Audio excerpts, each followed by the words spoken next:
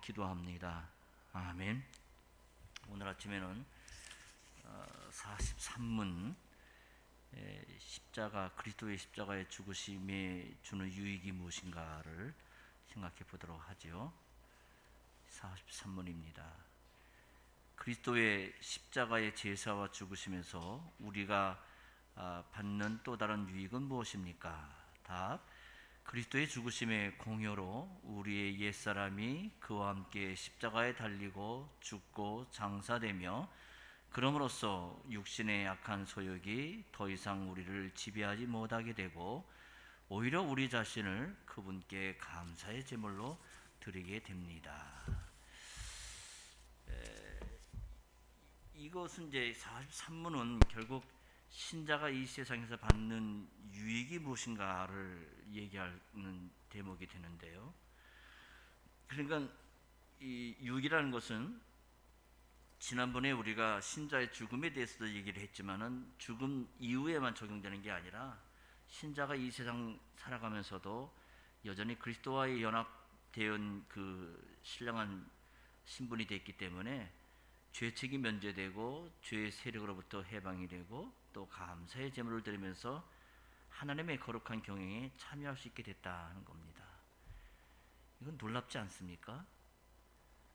과거에는 우리가 하나님의 거룩한 경영이라는 건 알지도 못하고 또 관심도 없던 그저 자기의 행복에 젖어서 사는 우리였는데, 이런 우리들이 이제는 죄책이 면제가 되고 죄의 세력부터 해방이 되고 감사의 제물로 드리면서 로마 12장 1절에 있는 말씀같이 그리고 하나님의 경영에 우리가 참여하게 됐다. 이건 생각만 해도, 듣기만 해도 참 가슴 벅찬 얘기가 아닐 수 없습니다. 이 우리의 옛사람을 살펴보면은 중생하기 이전에 우리의 모습은 죄와 허물로 죽어 세상 풍속을 줬고 공중공세 잡은 자를 따르면서 사는 그러한 삶이었죠. 자기 육체 또 마음의 소원을 세상 사람들은 본능이다 이렇게 얘기를 하는데요. 그러니까 그 자기 욕심에 추구하고자 하는 그 마음의 소원을 따라서 행하는 사람이에요.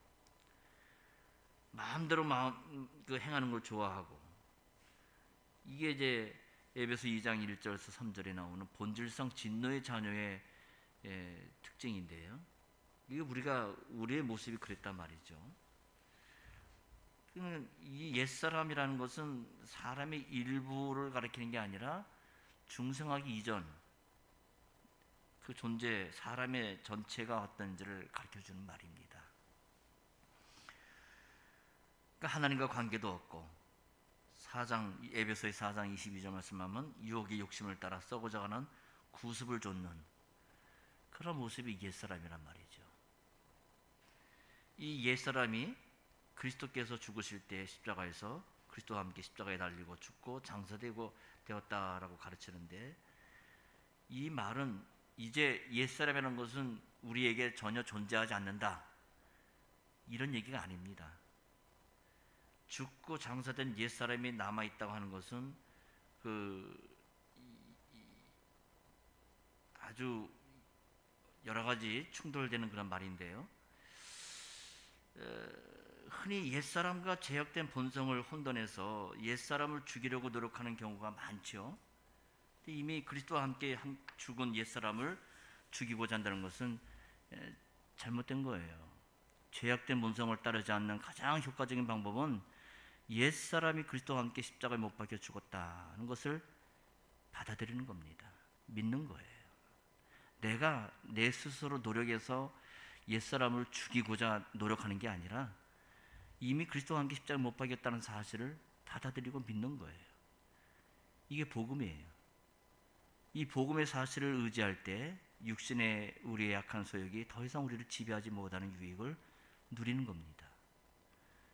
이런 사실을 알고 믿기 위해서 우리는 날마다 성경을 읽고 또 묵상하고 주님께 은혜를 구하면서 사는 겁니다. 자, 우리 안에는 이 사람마다 어린아이든지 또 나이든 노인이든지 젊은 사람이든지 한 간에 이 소욕이라는 게 늘 있는데요. 이 소욕이라는 것이 도덕적으로 나쁜 욕심만이 아니라 도덕적으로도 선한 생각도 얼마든지 이 소욕이란 말에 포함이 될 수가 있습니다. 육신이라는 것 자체가 나쁜 거기 때문에 육신이 아무리 좋은 걸 생각하더라도 그런 것이 선한 것이 될 수 없는 거예요, 하나님 앞에서. 예를 들어서 이 부모의 사랑을 얘기할 때, 부모의 사랑은 세상에서 가장 고귀한 사랑이라고 얘기하잖아요. 근데 마태 7장 11절 보면 부모를 보고 하나님 보시기에 이 부모의 사랑도 악한 거다라고 얘기를 합니다. 뭐라고 합니까? 너희가 악한 자라도 자식에게 좋은 것을 주려고 하거든. 그래요. 여기서 너희가 악한 자라도 하는 말은 비단 요즘 자식들을 그냥 때려 죽이는 그런 나쁜 부모들이 있지만은 그런 악한 부모만을 얘기하는 게 아니라 자녀에게 좋은 걸 주는 좋은 부모라도 모두가 하나님 보시기에 악하다. 그거예요. 그러니까 자식에게 아무리 부모의 우리가 어머니 은혜 그 노래에서 얘기하듯이 깊고 넓고 광활한 그런 사랑을 얘기하지만은 그 희생적 사랑이 보인다 할지라도 하나님 보시기에는 선하지 않는다는 얘기예요. 세상에서 이처럼 가장 고귀한 것이라도 육신의 생각은 하나님과 원수가 되고 얼마든지 하나님의 법에 순종할 수가 없습니다. 하지만 그리스도의 공로로 즉 살려주는 영이신 그리스도의 힘으로 우리는 육신의 생각에서 벗어나 성신의 인도를 받아 사는 하나님의 자녀가 된 겁니다. 육신이 있을 때는 죄의 세력에서 벗어날 수 없었지만 그리스도와 함께 죽고 함께 부활의 생명을 받았기 때문에 우리는 우리 자신을 죄의 종된 데서 벗어나게 된 거예요. 그렇기 때문에 우리의 옛사람이라는 것은 이제 더 이상 존재하지 않는다는 겁니다. 더 이상 우리에게는 옛사람이라는 것이 남아있지 않아요. 죄의 동된 상태에서 벗어난 사람은 우리 자신을 하나님께 드립니다. 지식을 가지고 우리 자신을 산제물로 하나님께 드리며 사는 겁니다. 죄와 구원에 대한 이 깨달음이라는 것은 감사 생활로 우리를 이끌어줘요. 여기서 이제 요리문답 3부의 주제가 이제 녹아 있는데요. 하지만 하나님이 뭔가 부족하시기 때문에 우리가 드리는 걸 그때그때마다 그냥 받으시는 것이 아니에요. 인간이라는 것은 아무리 완벽한다 할지라도 하나님 보시기에는 여전히 부족한 겁니다. 하나님께서 우리가 드리는 걸 받으시는 것은 그리스도의 공로를 보시기 때문에 그런 것입니다. 우리가 드리는 건 감사의 표시이기 때문에 그걸 구원의 근거로 내세울 수가 없는 거예요. 자신의 이룬 걸 감사의 표시로 내놓는 게 아니에요. 거기에 무슨 공로를 붙인다면 그건 결국은 하나님 앞에서는 불법을 행한 자가 되고 마는 겁니다.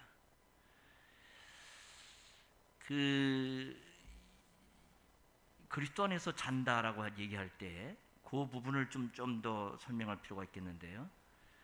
이 제세례파 사람들은 그리스도인의 영혼이 재림 때까지, 예수님 재림 때까지 잔다라고 주장을 합니다. 그렇지만 부자와 나사로의 우리가 예수님 비유에서 볼 수 있는 것처럼 신자의 영혼은 그리스도와 함께 하나님 앞에서 명백한 의식을 갖고 하늘의 기쁨을 누리면서 몸의 영광스러운 부활을 기다리고 있는 거예요. 그래서 우리의 삶이라는 것은 죽은 이후에도 여전히 살아있을 때와 마찬가지로 그리스도의 교제 안에서 거하고 있는 겁니다. 이것이 우리 신자가 갖고 있는 위로고 이 세상에서 힘든 이 세상에서 살아가는 신자의 주시는 위로의 소망이기도 하는 겁니다. 자, 44문입니다. 음부에 내려가셨으며 라는 말이 왜 덧붙여져 있습니까? 답, 내가 큰 고통과 중대한 시험을 당할 때에도 나의 주 예수 그리스도께서 나를 지옥의 두려움과 고통으로부터 구원하셨음을 확신하고 거기에서 풍성한 위로를 얻도록 하기 위함입니다. 그분은 그의 모든 고난을 통하여 특히 십자가에서 말할 수 없는 두려움과 아픔과 공포와 지옥의 고통을 친히 당하심으로써 나의 구원을 이루셨습니다. 여러분, 우리나라 사도신경 그 일반 우리 개신교에서 사용하는 그 사도신경에는 이 내용이 빠져 있죠. 음부에 내려갔으며. 근데 영어본이나 또 캐톨릭본이나 앵글리칸 교회나 이 각 교회에는 이 부분이 다 적혀 있습니다. 우리 하이델베르크도 이 부분을 고백을 하죠. 우리 한국본에서 왜 이 말이 빠졌는지는 교회 역사에서 명확하지가 않습니다. 초본본에는 우리나라 초본 개신교의 사도신경 초본 판본에는 이 구절이 있었지만은 후에 이게 어느 시기에 이게 빠져서 지금까지 왔는데 이게 왜 빠졌는지 이해도 못하고 알 수가 없는 상황입니다. 근데 이 부분은 굉장히 중요한데요. 음부에 내려가셨으며, 이 구절은 약 390년경으로 추정되는 소위 아킬레이안 그 고백서로부터 나오기 시작해서 사도신경 공인본에 이제 포함이 됐습니다. 그러니까 고대 교회로부터 여러 가지 논의가 된 구절이 바로 이 구절인데요. 자, 여기에서 우리는 몇 가지를 좀 생각해 보고자 합니다. 첫째는 음부라는 말이 도대체 무슨 의미인가 하는 거고요. 두 번째는 이 사도신경의 맥락에서 이 말을 이해하고자 하는 거고, 세 번째는 다른 성경 말씀과 비교해서 이 말이 뜻하는 바를 좀 이해하고자 하는 겁니다. 이 음부라는 말은 세 가지 의미가 있습니다. 음부에 내려가셨으며 라고 하는데, 하데스라는 말이죠.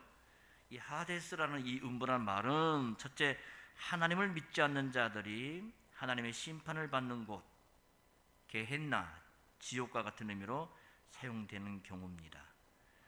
우리가 누가복음 16장 23절에 보면은 부자와 나사로 비유에서 나오는 이 음부라는 곳이 있죠. 단순히 죽어서 가는 곳만이 아니라 고통을 당하는 곳을 음부라 이렇게 부릅니다. 두 번째는 무덤, 죽은 자들이 거하는 곳을 가리켜서 음부라 하는데, 이 경우에는 죽음의 권세와 밀접히 연결돼서 이 말을 사용하고 있죠. 세 번째는 상징적으로 지옥의 고통을 의미하는 경우가 있습니다. 가령 시편 18편 5절 6절을 보면은 음부의 줄이 나를 두르고 사망의 올무가 내게 이르렀도다. 내가 환난에서 여호와께 아뢰며 나의 하나님께 부르짖었더니 저가 그 전에서 내 소리를 들으시며, 그리고 사망의 줄이 나를 두르고 음부의 고통이 내게 미침으로 내가 환난과 슬픔을 만났을 때라고 시편 116편 3절에 이야기를 할 때, 이 음부의 고통이라는 것은 실제로 사망이 아니고 사망이나 환난이나 큰 슬픔을 생각나게 하는 고통을 의미합니다.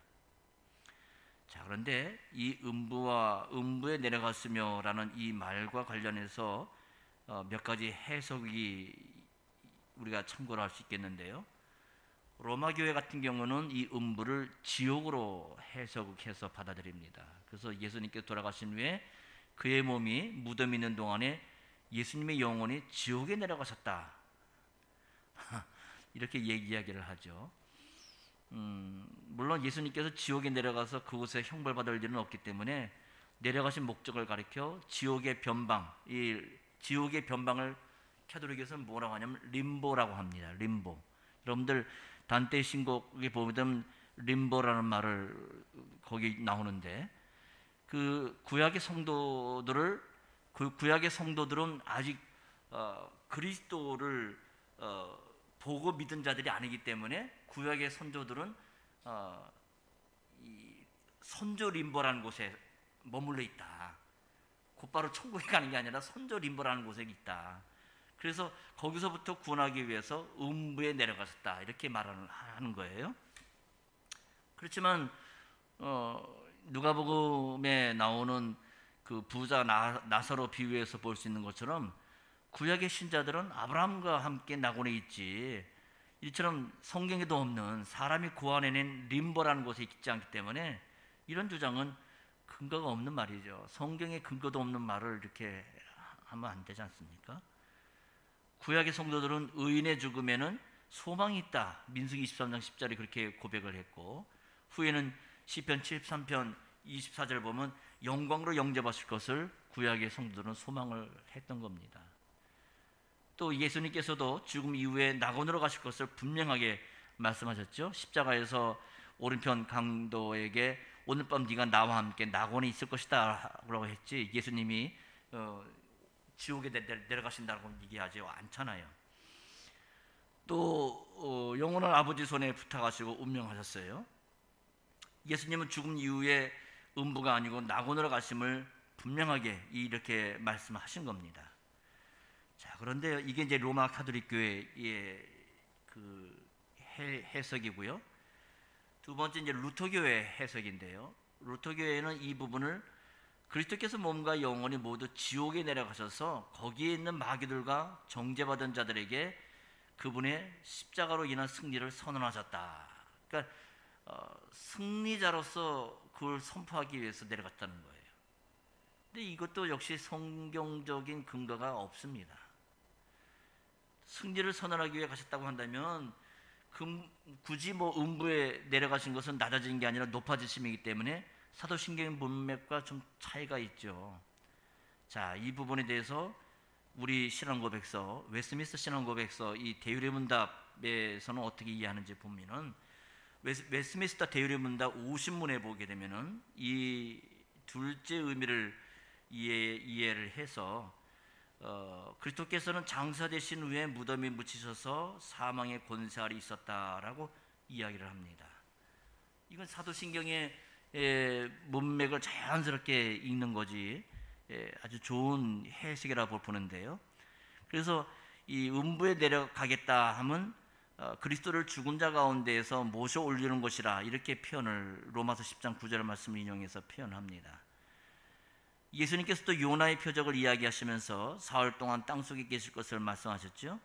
음부의 권세와 죽음 자체를 점령하기 위해서 가장 낮은 위치에 내려가신 것을 고백하는 겁니다. 여기 대유리 문답 50문 제가 한번 읽어보겠습니다. 웨스트민스터. 그의 죽음 이후 그리스도의 낮아지심은 어디에 있습니까? 그의 죽음 이후 그리스도의 낮아지심은 그가 묻히신 것과 제3일까지 죽은 자의 상태와 사망의 세력 아래 계속 있는 것입니다.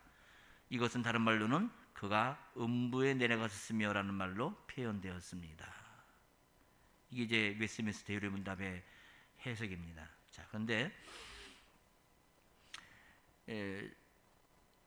여기에서 이제 음부에 내려갔다는 것을 무덤에 묻힌 것으로 이해하게 되면 장사됐다는 말에 무덤에 묻히다는 말이 포함이 되기 때문에 이 짧은 사도신경에서 동어반복적인 그 표현을 굳이 쓸 필요가 있었겠는가 하는 그러한 반론도 제시할 수가 있게 돼요.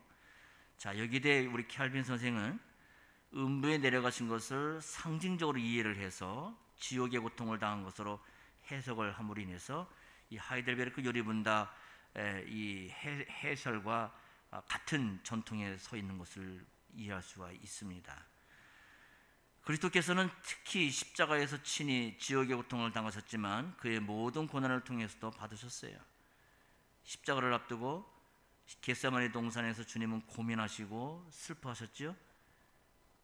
그 고민이 얼마나 심한가 할 때 세 제자들에게 내 마음이 심히 고민하여 죽게 됐으니 너희는 여기 머물러 나와 함께 깨어 있으라, 이 정도로 말씀하실 정도예요. 그 누구보다도 십자가의 고난과 진노의 의미를 바르게 알아주셨던 주님은 그 사실을 두려워했던 겁니다. 동시에 성부께 대한 순종으로 아버지여, 만일 할만하시거든 이 잔을 내게서 지나가게 하옵소서. 그러나 나의 원대로 마옵시고 아버지 원대로 하옵소서. 이게 3번씩이나 간절하게 반복된 기도를 하시잖아요. 이처럼 3번의 반복된 기도는 그리스도께서 보통 죽음보다 더 가혹하고 더 치열한 싸움을 하고 계셨다는 것을 의미해 주는 겁니다. 제자들은 이런 말을 들었음에도 불구하고 육신에 약해서 잠들고 말았지만 하늘의 천사들이 나타나서 고민해 죽게 된 예수님의 힘을 도와서 기도를 드리도록 도왔다 그랬습니다. 더 힘을 내신 주님은 땀이 땅에 떨어지는 핏방울처럼 될 정도로 간절히 기도하셨다. 누가복음 22장 43절 44절 이렇게 말씀하죠. 이처럼 겟세마네 동산에서의 두려움과 공포를 미리 맛보셨다면 이 지옥의 고통을 맛보는 정점, 클라이막스는 십자가의 자리입니다. 그리스도께서 세상의 모든 죄를 지고 십자가에 달리셔서 하나님의 저주를 당하실 때 하나님께서는 정오의 햇볕을 거두심으로 사랑하시는 아들님에 대한 심판을 표현해 주셨어요. 3시간 동안의 어둠의 그 마지막 무렵에 예수님이 뭐라고 외치십니까? 나의 하나님, 나의 하나님, 어찌하여 나를 버리셨나이까? 라고 외치십니다. 천국의 가장 큰 특징은 해와 달 그 광채, 빛을 내는 광채가 필요 없을 정도로 하나님을 친히 뵙는 건데요. 그러나 이 지옥의 대표적인 특징은 하나님부터 떠나 있는 거예요. 그리스도께서 하나님으로부터 버림을 받으심으로 지옥의 형벌을 다 받으셨습니다. 그리스도께서는 다 이루었다 말씀하시고 영혼을 아버지께 의탁하신 후 운명하셨어요. 십자가에서 다 이루셨기 때문에 그의 영혼이 지옥에 갔을 것이라 도무지 우리는 그렇게 생각할 수가 없는 겁니다. 회개하는 한편 강도에게 아까도 얘기했지만 오늘 밤 네가 나와 함께 낙원에 있으리라 말씀하신 대로 그리스도의 영혼은 낙원에서 분명히 쉬셨어요. 자, 이렇게 볼 때 이것이 이제 우리에게 참 그 어필되는 해석인데요. 그렇지만 여기에도 한 가지 약점이 있어요. 만일 그리스도의 십자가의 고난에서 지옥의 형벌을 받으신 것으로 본다면 사도신경에서 십자가에 달리시고 음부에 내려가시고 죽으시고 장사되셨다 하는 식의 순서가 좀 바뀌어야 자연스럽지 않겠는가 하는 겁니다. 자, 이 부분에 캘빈성이 굉장히 많은 부분을 그 지면을 할애해서 설명해 주고 있는데요. 자, 근데 이 부분에 대해서 우리가 이해를 하려면은 적어도 아까 얘기했던 대유리 문답 50문과 하이델베르크 37문을 함께 묶어서 보는 겁니다. 음부에 내려갔으며를 에베소 4장 9절에 그 4장 9절 보면 그런 말씀이 있죠. 하늘에 올라가셨다 하셨은즉 땅 아래의 곳으로 내리셨던 것이 아니면 무엇이냐 해서 그 예수님이 올라가시면서 하나님의 사역자들을 사로잡아서 교회의 선물로 내려주신 것을 말씀해주고 있는데요. 여기서 이제 아래 곳으로 내리셨다는 표현이 사도신경의 그 그리스도 원문과 같습니다. 그러니까 에베소 4장 9절을 이해를 해서 땅 아래 곳을 우리가 보게 될 때 이 지옥 혹은 음부 강화를 주장하는 사람은 땅의 아래 곧 지옥이나 음부로 내려갔다 이렇게 해석을 합니다마는 에베소 4장에서는 땅의 높음과 낮은 곳에 대한 대비가 없어요. 부활해서 하늘에 오르신 것과 땅에 내려오신 걸 대비하기 때문에 땅 곧 아래 곳을 이해하는 것으로 자연스럽습니다. 따라서 이 에베소 4장 9절에 따라 음부에 내려갔으며를 예수님의 지상사역에 대한 요약으로 볼 경우 웨스민스터 대요리 문답과 지금 하이델베르크 요리 문답에 강조한 부분을 모두 포괄할 수 있는 장점이 있게 됩니다. 그러니까 이것을 풀어갈 수 있는 방법이 음부에 내려갔으며를 풀 수 있는 방법은 에베소 4장 9절이에요. 즉 지옥의 고통을 십자가에 받으신 것뿐만 아니라 무덤에 묻혀 사망의 세력 아래에 있는 모든 것을 음부에 내려가셨다는 말로 포괄할 수가 있는 겁니다. 그러니까 이 경우에도 음부라는 말이 문자적인 무덤이 아니고 상징적으로 해석됐지만 캘빈 선생처럼 십자가에만 국한시키지 않고 문자적으로 무덤에 묻히신 것도 포함할 수 있기 때문에 더 나은 이해가 아닌가 생각이 됩니다. 여기 하이델베르크 37문에서는 그리스도의 고난을 이렇게 고백하죠. 그리스도는 이 세상에 사셨던 모든 기간에 생애의 마지막 시기에 모든 인류의 죄에 대한 하나님의 진노를 자신의 몸과 영혼에 짊어지셨습니다. 그래요. 하나님의 진노를 십자가와 장사를 포함한 생의 모든 기간에 짊어지셨뿐만 아니라 몸과 영혼에 짊어졌다 그래요. 이것을 사도신경에서는 음부에 내려갔으며 해서 그분의 모든 고난을 특징 지어준다 하는 겁니다. 여기에서 우리는 두 가지 우리의 유익을 받을 수 있겠는데요. 그리스도께서 말할 수 없는 두려움과 아픔과 공포와 지옥의 고통을 당하셨다는 사실로 인해서 우리로 하여금 그리스도께서 당하신 고난으로 인해 나를 지옥의 두려움과 고통으로부터 구원하였음을 확신하고 거기에서 풍성한 위로를 얻게 하신다는 점이에요. 두 번째는 음부를 사망의 세력을 잡은 것으로 이해하면서 우리는 더 이 큰 위로를 받을 수 있게 됩니다. 그리스도께서 무덤이 일어나셨기 때문에 무덤도 더 이상 사망의 권세가 있는 것이 아닙니다. 그리스도께서는 음부의 열쇠를 가지신 분이고 원하는 자들을 거기서부터 구원해 내십니다. 따라서 신자로서 이 세상을 살아갈 때 사람으로서는 헤어나올 수 없는 큰 고통 가운데 떨어지기도 하고 또 죽음의 고통에 생각나게 하는 극한 위기를 만나는 경우도 있지만 이러한 위기, 이러한 고난 가운데서 어느 쪽을 택할 것인가의 기로에 실존적으로 중대한 결단을 내릴 경우가 우리는 많은데 이런 순간에 우리는 지옥의 고통 또 어려움을 겪으시고 심지어 무덤에 묻히신 주님을 생각하고 우리도 주님과 함께 고난을 받는 쪽을 얼마든지 선택할 수가 있는 겁니다. 이런 부분에서 음부에 내려갔으며 이 부분이 얼마나 큰 중요한 은혜를 주는가 하는 사실을 배울 수가 있겠습니다. 기도하죠. 돌아가신 하나님, 오늘 아침엔 그리스도의 십자가의 죽으심으로 인한 우리의 유익이 무엇인지 내려가서서 음부에 내려갔으며라는 그 말을 우리가 사도신경으로 고백하면서 그리스도께서 이 세상에서 당하신 지옥의 고통과 또 더불어 그로 인한 내려가심으로 인하여서 우리가 얼마만큼 큰 유익을 얻을 수 있는지를 배울 수 있게 되었습니다. 주님, 우리의 마음이 이 죽음과 같은 세상 속에서 격렬하게 고통하고 눈물을 흘리며 살아간다 할지라도 그리스도께서 이루신 그 십자가의 공효가 있음을 알고 늘 소망 가운데 인내하며 저희들이 살아갈 수 있도록 은혜를 내려 주시옵소서. 예수 이름으로 기도합니다. 아멘.